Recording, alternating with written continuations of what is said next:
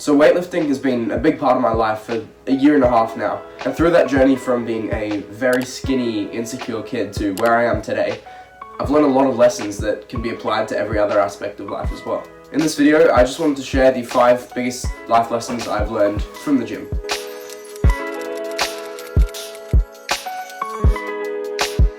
The first big lesson is that you can't have it both ways. You can't bulk and cut at the same time.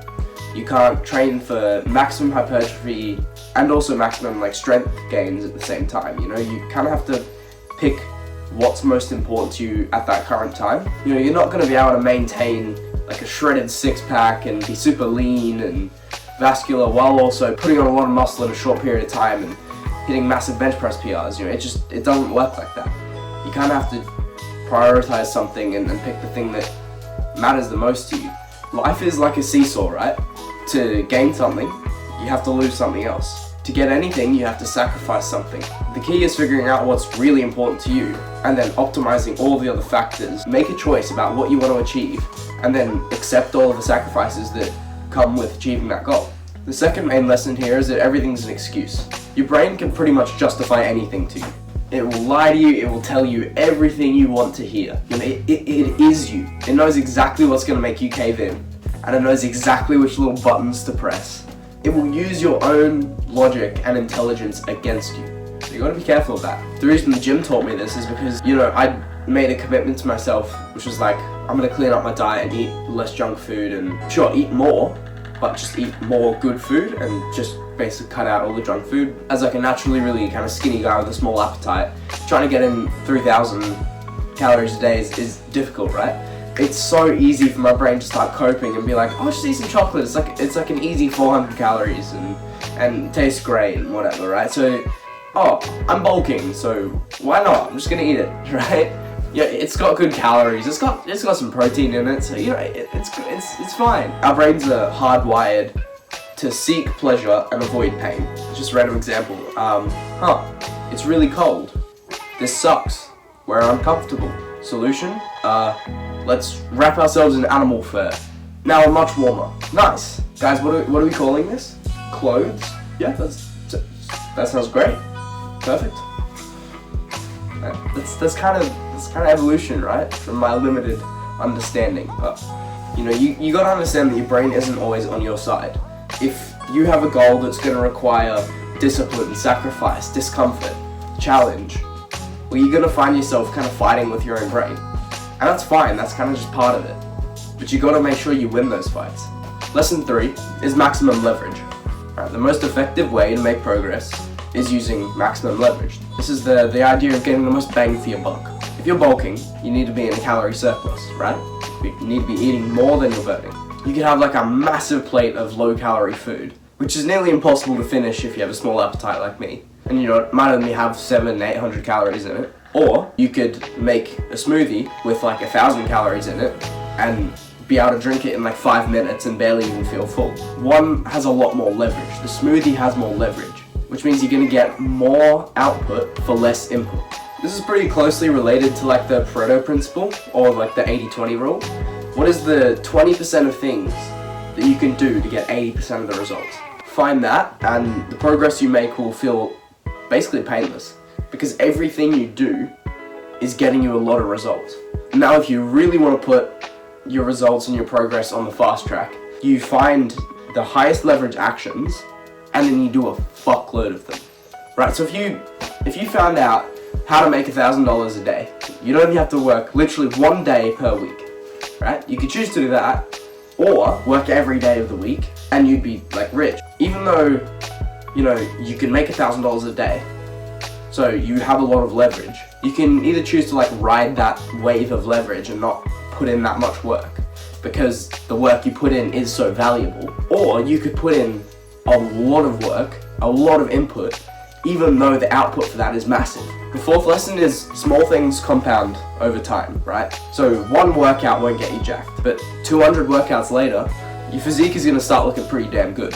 The small action of just going to the gym is bigger than 1 little chest day, right? Because it compounds. Every time you go to the gym, you're just stacking, right? Each action is actually bigger than itself. This works both ways.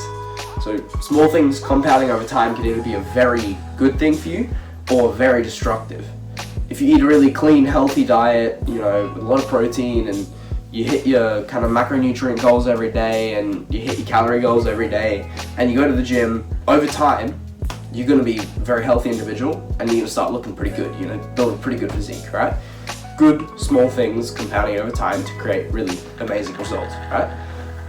Or you could eat like shit, drink a fuck ton of alcohol, never train, sit around all day, and if you do that for one day, it doesn't matter. If you do that for a week, it doesn't make that much difference. But if you're doing that month after month, your life is going to look pretty shit. Your health is going to be absolutely terrible. So small things compound over time, in good ways and in bad ways. So just be careful of that. So take the better option today. Make the better choice today, even if it's harder. Because in the very near future, your life is going to reflect all of those small things that you've done.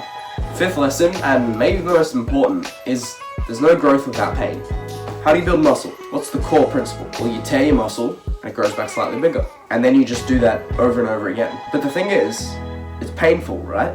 Especially training till failure. But that's how you make progress. You can't build muscle without tough workouts. It's the same thing for anything else in life. You can't live your life hiding from discomfort and pain. Growth comes from putting yourself in a difficult position and then adapting.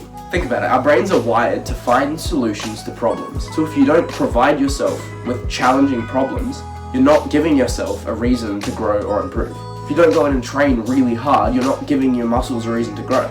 You need to get out of your comfort zone.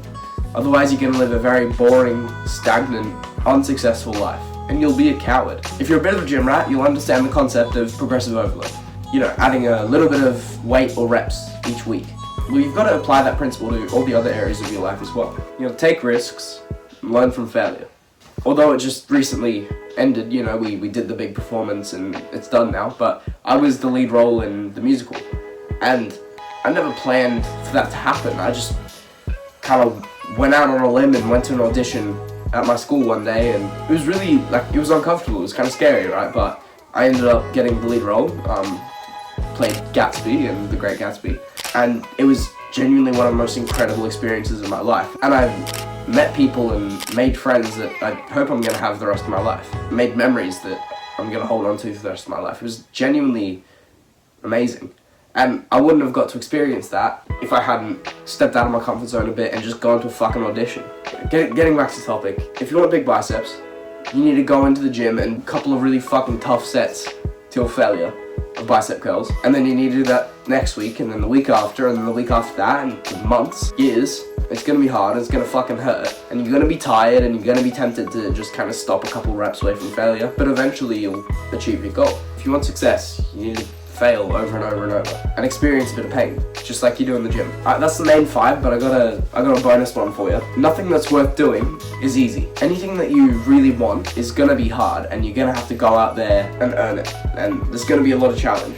If I want a video to perform well, I need to put a lot of effort and time into it, right? I need to take time coming up with and then fleshing out the idea.